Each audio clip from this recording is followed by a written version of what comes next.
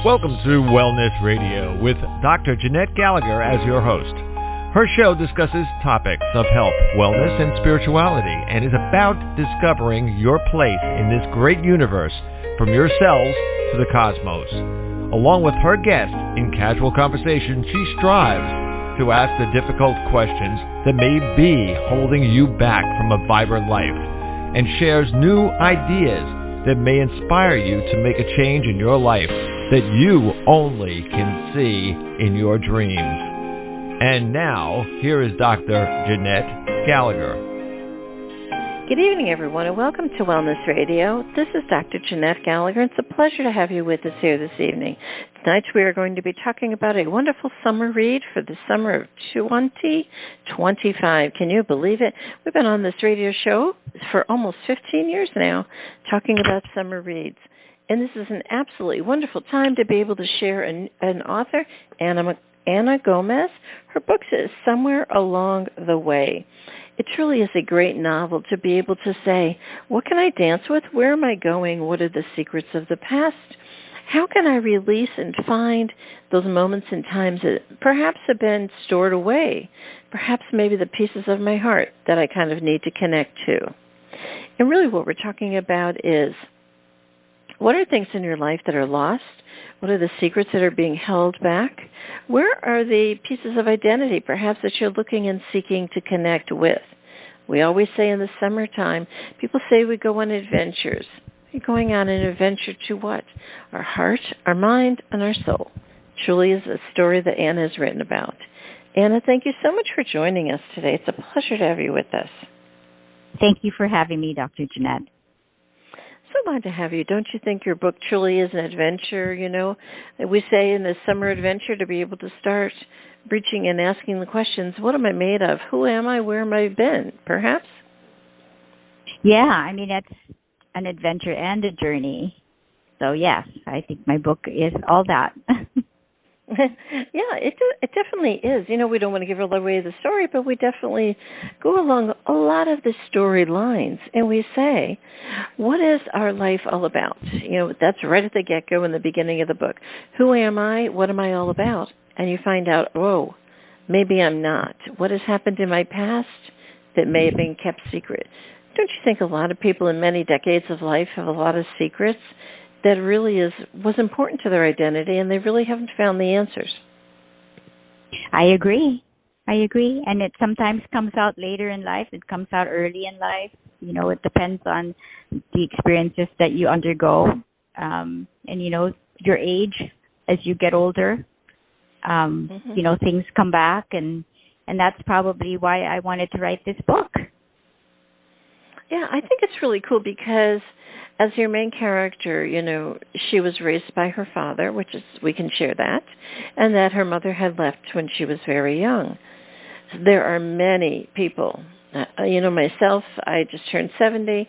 We look back at many people in my decade of life. In the 40s, 50s, and 60s, there was a lot of, you go live with your relative, and that's how you're raised. It was very common.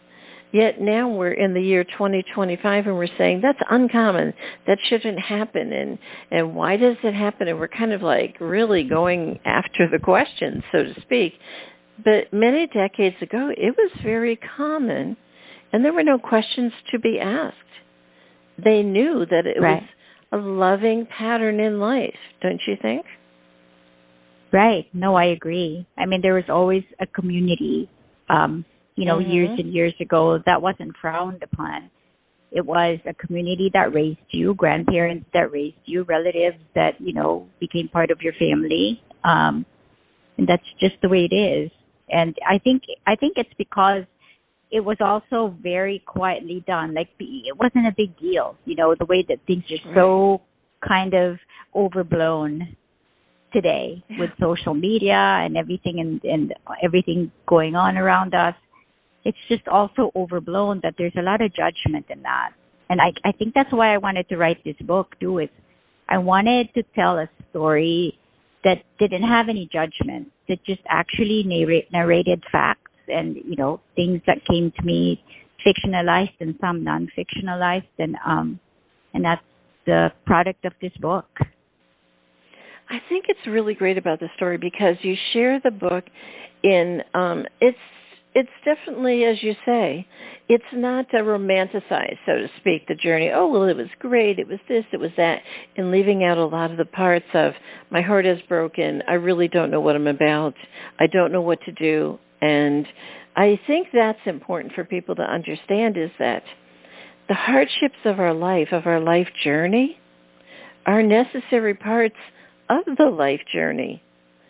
And we try to hide even our journey, don't you think? Yeah, I agree. I mean, I always say you can't skip parts, you can't skip chapters when you're reading a book. It's all in order. It happens for a reason, and it leads somewhere, you know? Mm-hmm.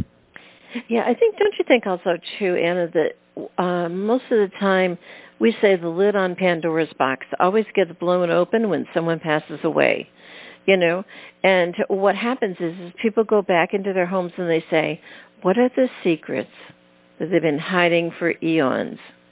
And people start hunting through people's belongings and their life stories to be able to find secrets, don't you think? Yeah, for good and bad. Some people try to do that for, right, you know, the detriment of someone else. Some people do it because they really just want to learn about that person. Mm-hmm. Well, you know, they do it sometimes because they feel like they've been missing out. In other words, oh, I know there was something there, and you just kind of didn't tell me.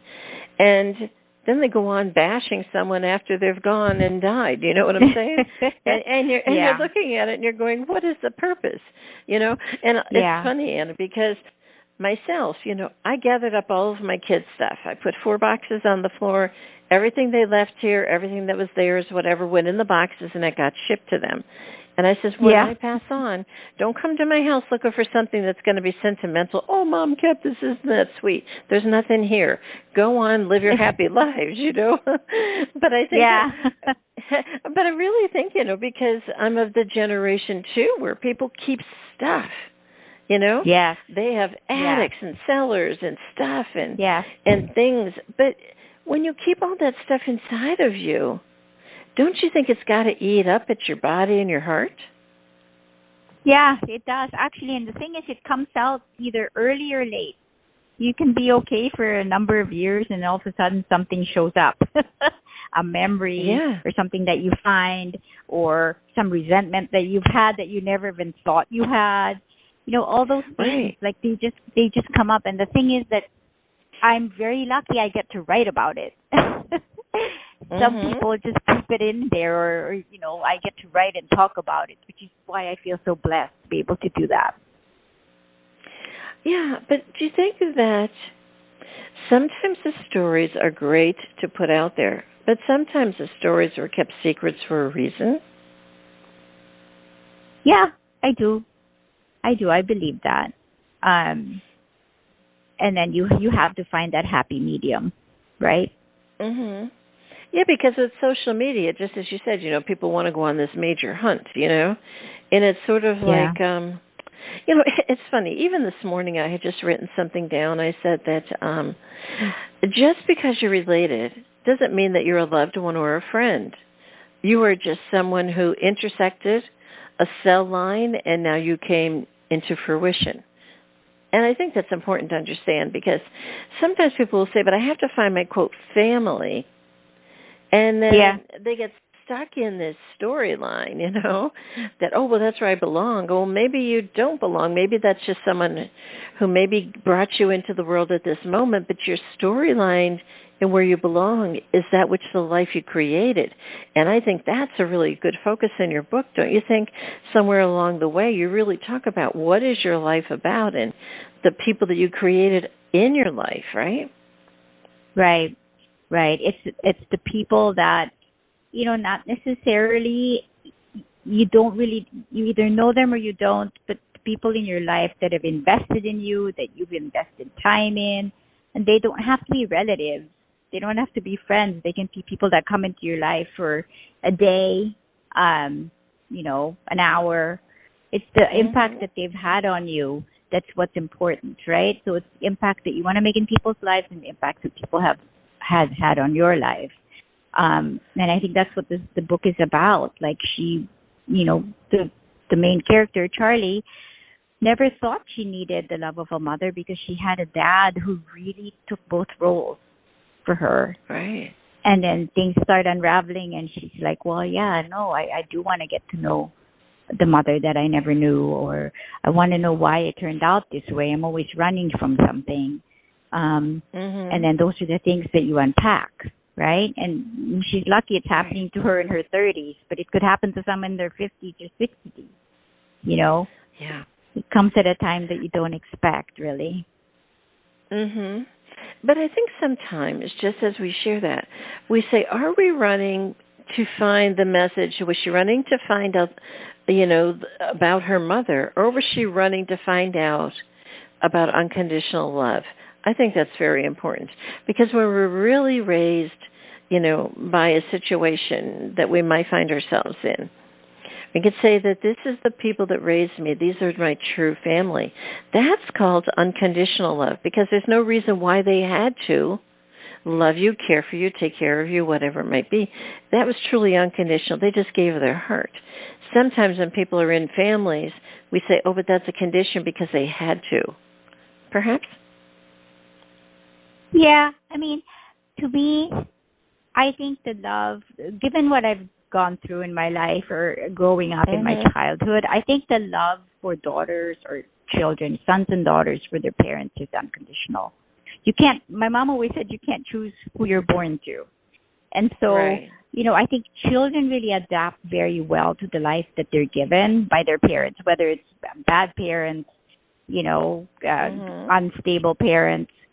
They love you for who you are, and that's the life they know. And then they go out in the world and they realize, what, this is not a normal life. I didn't have a normal life. This is not the life that other people have had.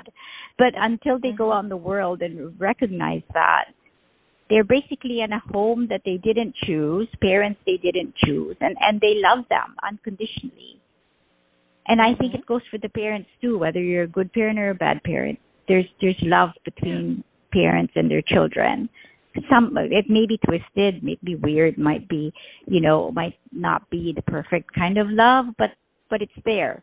I think this is very important to focus on for a minute, Anna, is that many generations ago, it was very important to understand is that when someone had an issue at home or in their life or themselves or whatever it might have been, healthcare then really wasn't about, well, let's listen to you, take care of you, blah, blah, blah. It was about shutting you down and fixing things. That's where it was. Yep. Pure and simple. Yeah. And if we look at it, where did women go to get help and support? Was to their family that was maybe down the block or around the corner, whatever. However, those people that were helping you may have also been invested in the outcome of that story, or they may have had their own story of themselves. So a lot of times women never had the support to be able to say, I think differently, I feel differently, I'm experiencing something differently, and to be able to be confident to say there's nothing wrong with me, this is just my experience. I mean, we look at it now on social media. Every time people are posting something, oh, I'm feeling this, I'm feeling that, what do y'all think? And they're getting some validation back, hey, you're not crazy, you're fine. Everybody's got that. Yeah. But a long time ago, that was impossible. So don't you think perhaps, Anna, when we look back at stories of our ancestors and we're uncovering these stories or things that we want to find, we're looking at them with the eyes of today and judging them? I think so. I think, again, as I said, everything is exaggerated. Everything is full-blown. Everything is, perfect. And I think those are the eyes that we're looking through when we're seeing these things now. I mean, I wrote the book to honor the memory of my parents, and at that time when we were going through, when I was being raised and growing up in the 60s and 70s, this was not talked about. It was not, it just wasn't a thing. A woman's plight or mental health or anything like that just wasn't talked about. It was kind of dusted under the carpet and just, not carpet, rug, and just like left to fester, either fester or work on its own. Sometimes it works out, sometimes it doesn't. But also it's hope. It's a hope now because things are overblown, because things are out in the open, because I mean I have children of this generation, and then because this generation is very vocal about the way they feel and the way they act, and it's brought a lot of things to the forefront in a positive way. Because you can get help. That there's help, So I think it's both ways. I think it's it's really evolved into a different thing now, and it is a thing. When I say to people, mental health is a thing. It's a thing. Yeah. It's not something to be hidden. Don't you think also, too, is that we've evolved as human beings, and that's something to reflect upon, too? In other words, I distinctly remember, in the 50s and 60s, it was the women had something to say, man, they were getting Valium. Honey, you were getting Valium or you were going to the nut house up the corner? Yeah. That was the question. Yeah. And that happened in a lot of my ancestors, And I look back at it and say the men went to the bar and they drank themselves away, and that was their way of doing whatever they did. But now we kind of look at, well, we're not going to drink so much. We're going to pay attention to ourselves, and we're going to be this, that, and the other. We're going, it's what I think is wonderful about the book is that you're able to dance through the concepts of all these generations and perhaps feel and see how something may have touched your life along the way. I think that's the journey that you go on, don't you think? No, I agree, and thank you for saying that. It is. You hit it right on the. You hit the, right on the head. It is. It's that. It's really that. It's, writing this book was just really very cathartic for me too, because it just brought back, all the reasons, and I wanted to put that in the main character, to have her go on her own journey, to find herself through these things that have happened. And most of the time you find yourself through tragedy or loss or grief. Right. And that was the point of the story. Let's talk about the idea, too, of that when your story, it gets to be, you're done. You have to walk away, need to move on. We see people now, it's let's use the words, it's gauche to be able to go off the grid now. It's great to be able to step out. It's almost like I'm going to go glamping kind of idea. You know what I'm saying, those words, right? In other words, they're taking their real life experience, putting a fad name on it so it sounds good to other people, when in actuality, it's the very same thing that other people have done decades ago. I'm going to step away from my life, just as your other character. I'm going to step away from my life, and I'm just going to go live on the streets. And when he stayed in the car, for all of those weeks and all, and you think about it, what are we stepping away from, and how do we put the fluff on it? Because we want it to appear as if there's nothing broken inside of us. Don't you think? Yeah, that's true. I mean, there's always something broken inside of us. You can have the best. You can have the best. We raised our children. You have children too. It's like you gave them the best thing. You gave them a stable, happy home, and there's still something broken. You can't get away from that. It's true. Like you wonder, like, what did I do? Like I loved you so much, and gave you so much, and you were so confident and secure. You grew up in a good home, and then you're still that way, and that way isn't a bad way. It's just that your heart breaks when your children are troubled, but there's always something broken. So it's really just glamorized now. People want to get away. I want to get away. I'm going to get off social media. I'm not going to talk to anyone. It's like I'm taking care of myself. But then there's a reason for that. And we need to acknowledge that everyone is going through something. I learned that a lot, It's funny. I thought about this a while back. Like I said, I'm 70, so we would always get in a cab if we wanted to go somewhere. And one day, it was when Uber started to come out, and my daughter said she was going someplace, and she had drank too much. She said, "Oh, I just called a ride." And I said, you got in a car of somebody you don't know, and you were drunk, and you trusted them to bring you home. Are you insane? Because if I look back on all of our decades, we remember you don't get in the car of anyone you don't know. So it's interesting to look at it. And like for myself now, I still would never get in an Uber. I still don't, because it doesn't resonate in your mind, because you have those.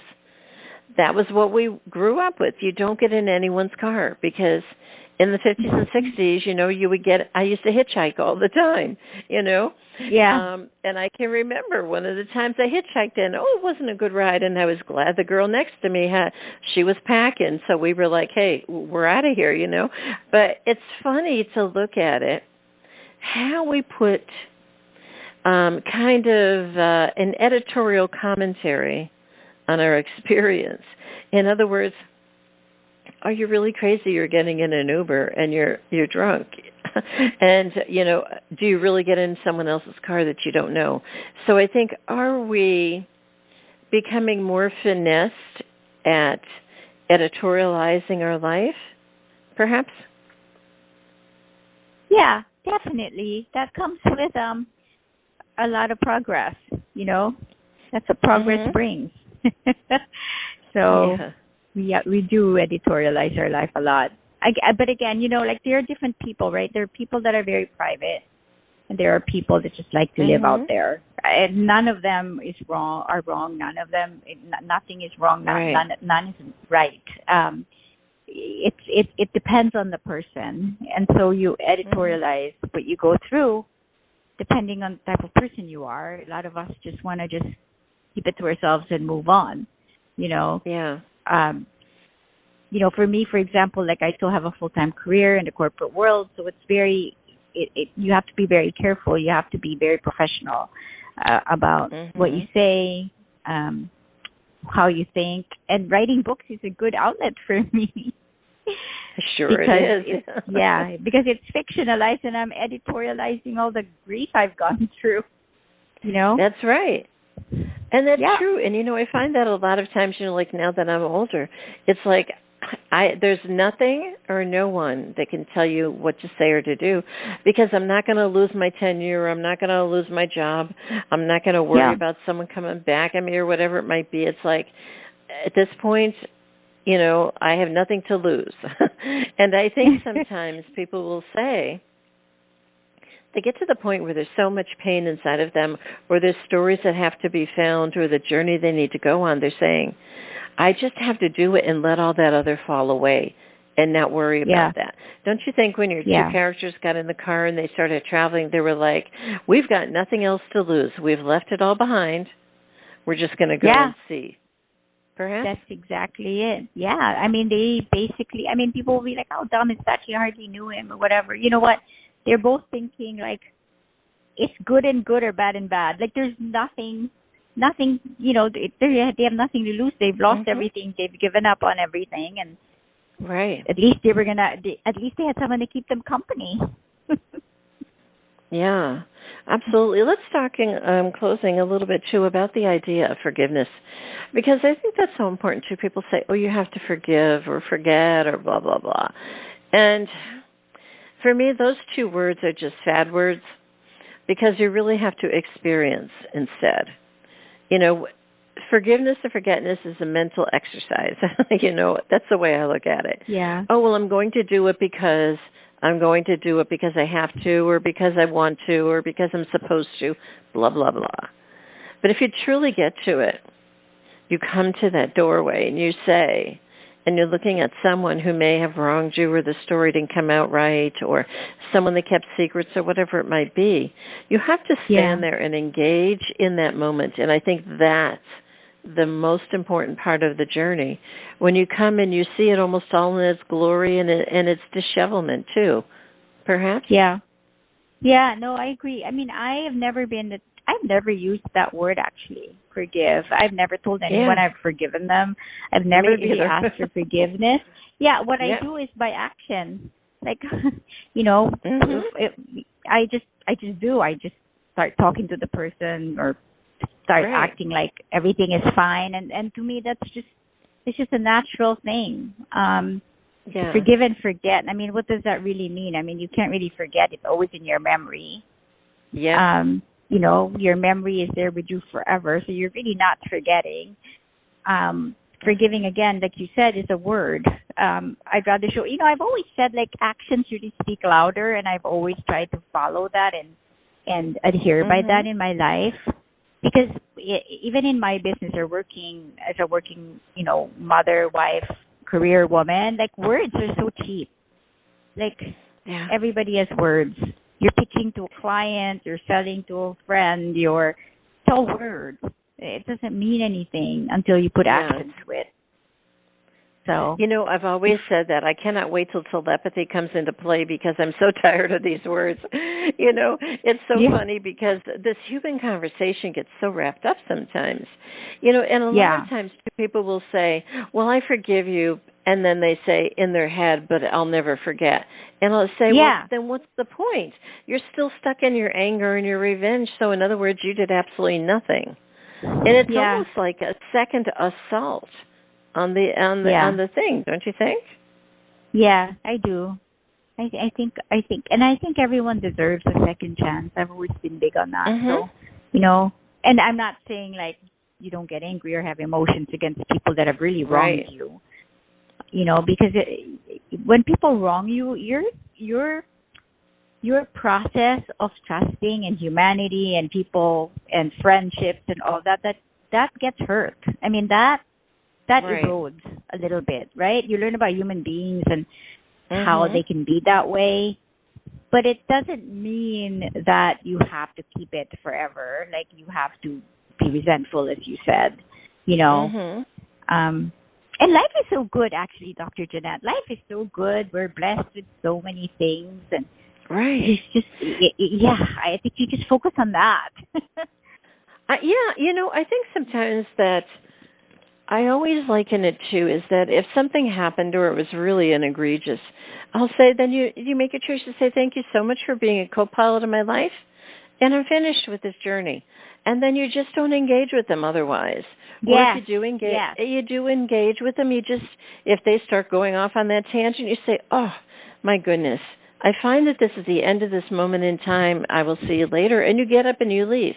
In other words, be the person you were meant to be.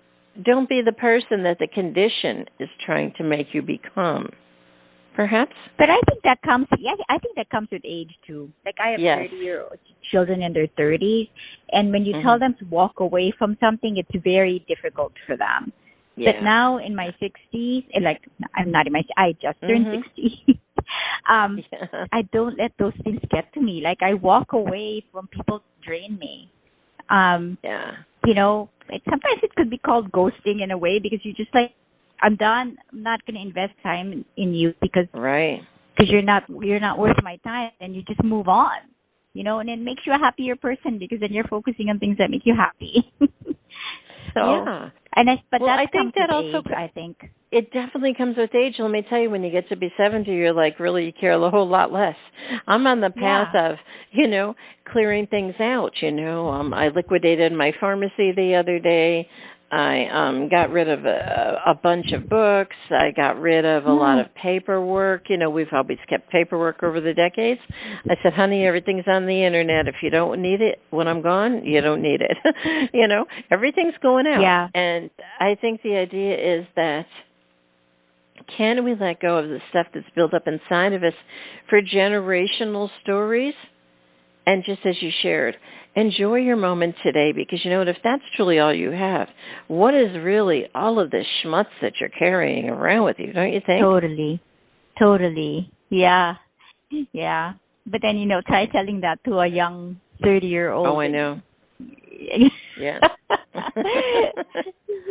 There's, I have four of my own, in their 40s, and it's like they're carrying that stuff around, and I'll go, honey, I've done all I could. There's nothing else I can tell you.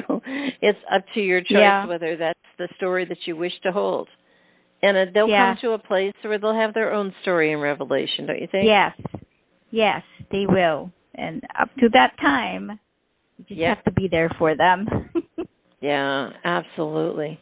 You know, Anna, it was such a pleasure to, as I say, dance in the ethers when we talk about a summer read. So it was such a pleasure to talk to you about your book today.